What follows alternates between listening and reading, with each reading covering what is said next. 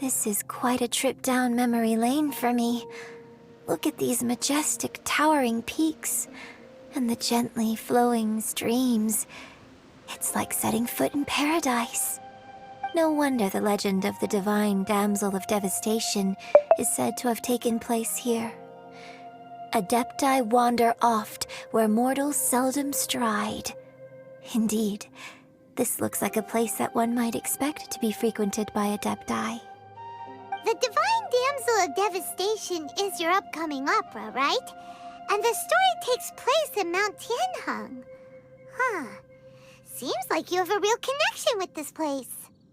What's the story about, though? It's the story of a girl becoming a hero.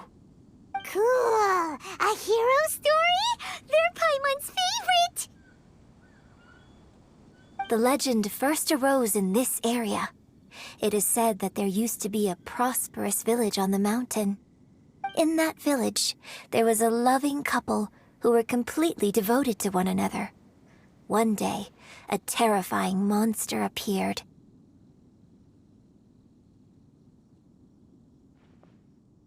The wife was out collecting herbs and was captured by the monster.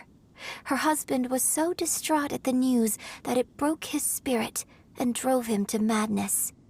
The vile and vicious monster told the villagers, "If you want to live, you must sacrifice a child to me." What a nasty piece of work! Ugh. Paimon sure hopes this monster gets put in its place! But the monster was so terrible and so strong that all within the village were terrified of it. They had no choice but to give in to the monster's demand. Just while they were discussing whose child would be given over to the monster, a little girl suddenly stood up and came forward. No! Don't do it, little girl! Unbeknownst to anybody else, she was concealing an exorcist's blade.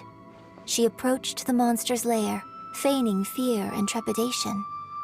When she finally arrived, she courageously drew her sword and entered into a fierce struggle with the monster, from which she eventually emerged as the victor. Her extraordinary abilities drew the attention of the Adepti, and they took her as one of their own. Her story became the stuff of legends. But alas, the paths of mortals and Adepti seldom cross, and she would never again re-enter the mortal world. And so, destined to grace the mortal realm for but a brief moment, she vanished like a wisp of smoke into thin air. That's how the opera ends.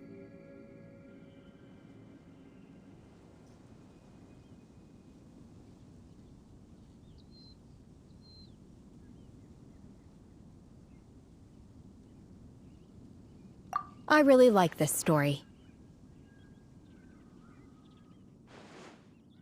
But I personally think that perhaps the little girl was not as brave as the opera makes her out to be. I'm not sure she deserves all the praise she is given. I've never considered that before. Opera is always an interpretation of the events it purports to portray. A certain degree of deviation from the truth is always inevitable. When my father wrote the script for this play, I suppose his intention was to inspire his audience with the character of the Divine Damsel. I think it's a great story. The ideal story. Well, it sure inspired Paimon!